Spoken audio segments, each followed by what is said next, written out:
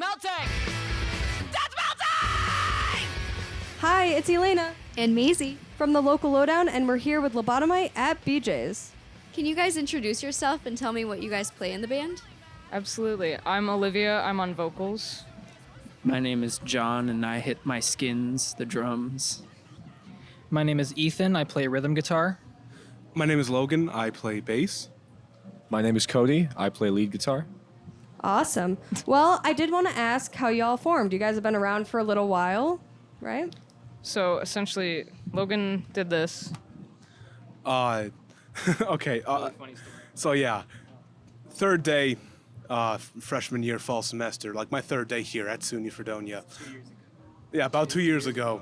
You know, I thought, you know what I really want in my life? I want a band, and I want a metal band specifically. So, in the music industry, you know, it's pretty cutthroat and pretty much, if you have an idea and you want to get it out, you better get it out quick, because either it's going to be eaten up by someone else, or you're just going to lose your tiny bit of motivation you get. So on the third day of school, I walked into Reed Library.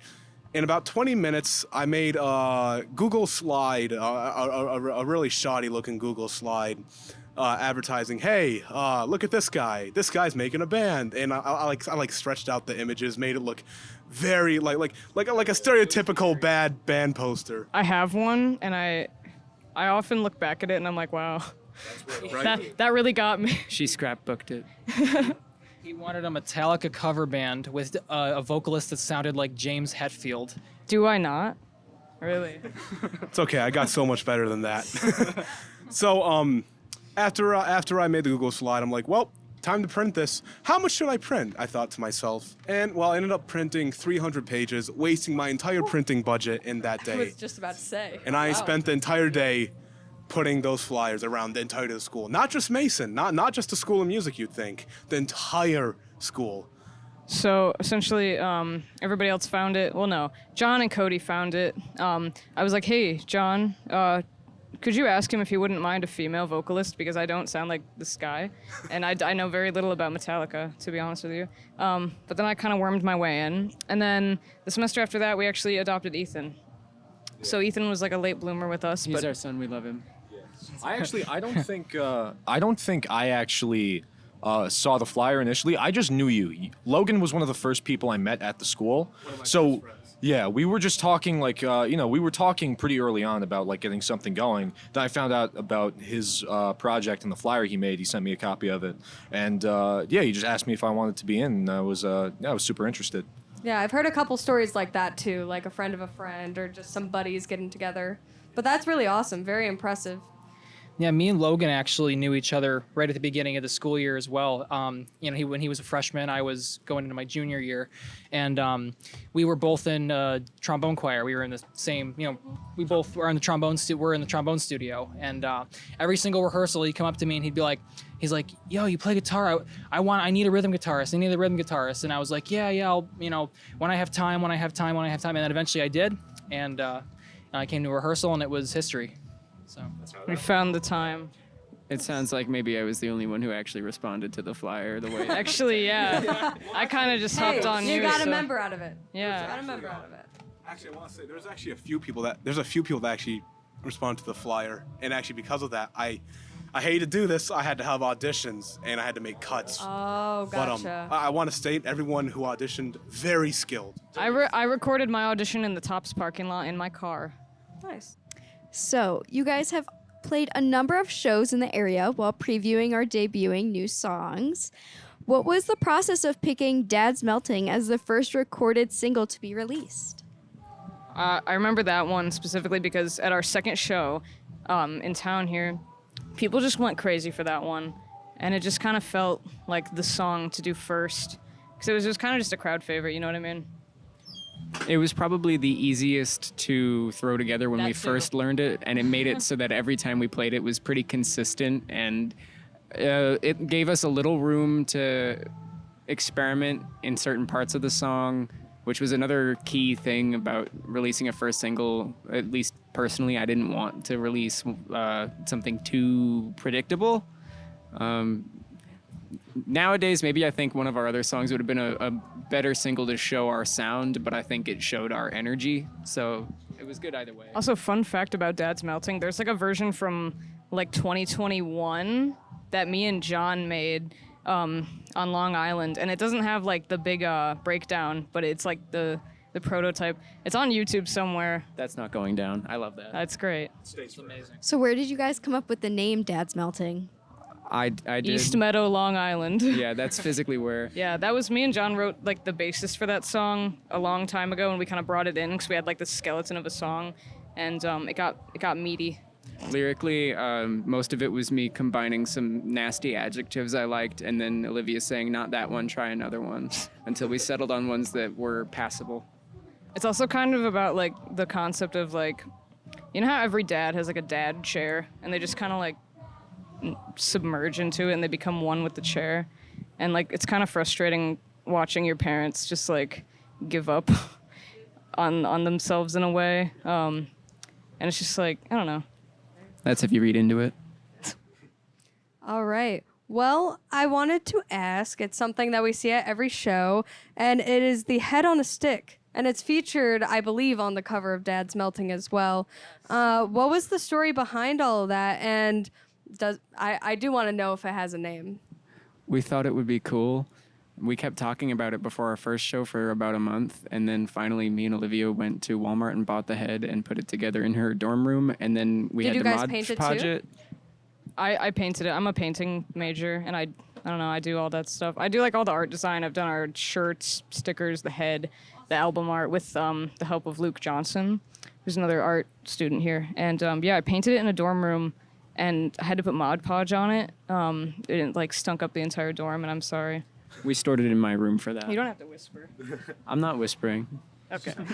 And to answer your question about his name, yeah. he is the Lobotoman. Lobotoman. I like. Oh, now that you say that, I feel like I might have heard it at a show or possibly. two. Yeah. But I don't know. I love bands that just have like some kind of visual thing happening. Like every project I'm a part of, I just want to like incorporate artwork into it. Yeah, I think we're very lucky to have just like an artist as one of our members. I think it really streamlines the process and makes it so that we can have more of a consistent artistic vision. What's funny? Streamlines for you. I'm up at like 3 a.m. drawing this shirt. That was a bit of a selfish. No. I get what you mean. No, but yeah. It's a fun mix of majors. Yeah, and I think it's very important to note that art and music collaborate and go hand in hand so much. So it's art and music separately is amazing on its own, but when you combine the two, you get a whole new experience. You get a spectacle. With covers. So how does it feel to be one of the last bands to be able to play at Stamps before closing? I was man. Who wants to go first? Sorry, I keep yapping. Ethan first. It was a great honor to be able to play there, before they shut down. It was definitely a venue that we wanted to get to, very, very badly, and we're very lucky that we got to go there. Yeah, I was absolutely heartbroken to find out that Stamps was closing down because it was we had such a fun time there. It was such a cool venue, and it's so unique too. It's a small building on this little corner street, and from the outside you wouldn't think much of it, but it's so amazing. Just once you get inside and you feel the energy, once you get inside, and like we had so much fun there, and it's so sad to hear that's closing.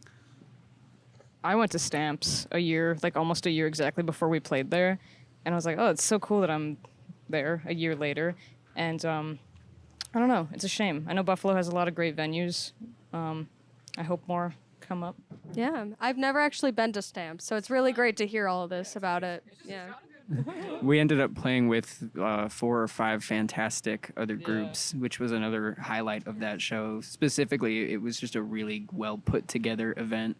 And it's a shame that they won't have that space anymore, but I don't know, I'm naive and I hope that they will find somewhere else to do that same thing. I think that would be a really nice thing if they could. But yeah, that was an incredible spot, and I just loved everybody that I met. That was just involved in that whole show. It was just an incredible time. Everything I've heard about that venue, or like when I've heard from different bands, it's only good things about the venue. No, it's fantastic, and I'm glad that the scene is like very much alive in Buffalo. Yeah. All right. Well, I did want to ask, you did just mention that you did the merch as well. What was it like releasing that first set of merch, which was, I believe, the stickers and then now these T-shirts? Yeah, so it was kind of funny because I love to make artwork for things that don't really need artwork yet. Like I literally made the stickers before our first show. Oh, really? Yeah. Wow. I don't know. I was like sitting in class and I was just drawing up these concepts based on the head because I'm like, okay, this is kind of our mascot. I'm gonna keep running with this. I also had a lot of like old artwork that was kind of like, just like I don't know. We were kind of combining some old stuff I had made with this newer thing, this new fella, and it was a lot of fun. And for the shirts, I think I remember coming up with like a few sketches, and I kept asking people like, what should we put in here?